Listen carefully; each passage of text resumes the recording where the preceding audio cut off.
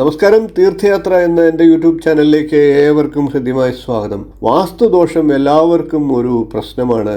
വാസ്തുദോഷം പരിഹരിക്കാനായി ഒരു ക്ഷേത്രമുണ്ട് എന്നുള്ളത് പലർക്കും അറിയാത്തതാണ്.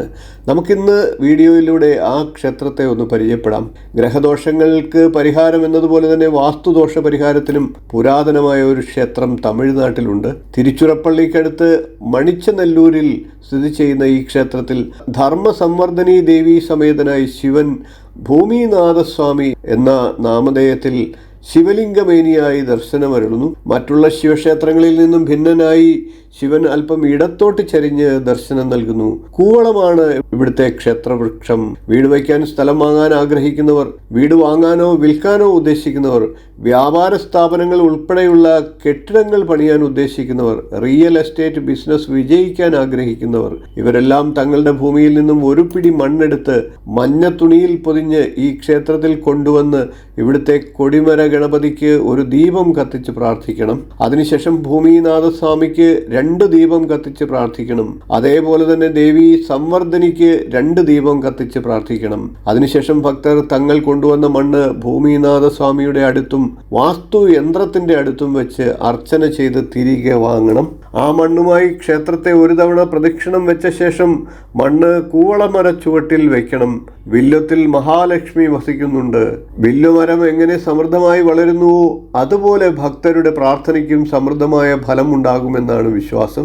ഈ പ്രാർത്ഥനയ്ക്കും വഴിപാടുകൾക്കും ശേഷം 2ാം വട്ടം ക്ഷേത്രത്തെ പ്രദക്ഷിണം ചെയ്ത് വില്ലുമര ചുവട്ടിൽ നിന്നും ഒരു കൈപ്പിടി അളവിൽ മണ്ണെടുത്ത് അത് മഞ്ഞ തുണിയിൽ പൊതിഞ്ഞു കെട്ടിയെടുക്കണം. 3ാം തവണ ക്ഷേത്രത്തെയും നവഗ്രഹങ്ങളെയും വലം വെച്ച് കൊടിമരത്തിനടുത്ത് വന്ന് സാഷ്ടാംഗ പ്രണാമം നടത്താവുന്നതാണ്. ക്ഷേത്ര ദർശനം പൂർത്തിയാക്കി വീട്ടിൽ മടങ്ങിയെത്തിയ ഭക്തർ അടുത്ത ദിവസം രാവിലെ ബുധനാഴ്ചയോ വ്യാഴഹോരയിലോ എവിടെ നിന്ന് മണ്ണെടുത്തു കൊണ്ടുപോയോ അവിടെ തന്നെ, അതായത് ഈശാനകോണിൽ ആ മണ്ണിട്ട് അതിൽ കർപ്പൂരം കത്തിച്ച് വണങ്ങേണ്ടതാണ്. അതിനുശേഷം ആ മണ്ണ് എടുത്തുകൊണ്ടുവന്ന മഞ്ഞത്തുണിയിൽ 5 രൂപയുടെ നാണയം കിഴികെട്ടി പൂജാമുറിയിൽ വെച്ച് വണങ്ങുക. ഭക്തർ തങ്ങളുടെ പ്രാർത്ഥന നിറവേറിയതും ഭൂമിനാഥസ്വാമിക്ക് അഭിഷേകവും ആരാധനയും പിന്നീട് നടത്തേണ്ടതാണ്. ഭൂമിനാഥസ്വാമി സ്വയംഭൂവായതിനാൽ പാലും ജലവും മികച്ച അഭിഷേക ദ്രവ്യമായി കണക്കാക്കുന്നു. അഭിഷേക വേളയിൽ കിഴികെട്ടി വെച്ചിരിക്കുന്ന 5 രൂപ നാണയം ശിവന് നേത്രപുഷ്പമായി സമർപ്പിക്കണം. ഭൂമി സംബന്ധമായ 16 തരം ദോഷങ്ങൾ ഈ ക്ഷേത്രത്തിൽ യഥാവിധി പൂജ നടത്തി പ്രാർത്ഥിച്ചാൽ പരിഹരിക്കപ്പെടുമെന്നാണ് വിശ്വാസം.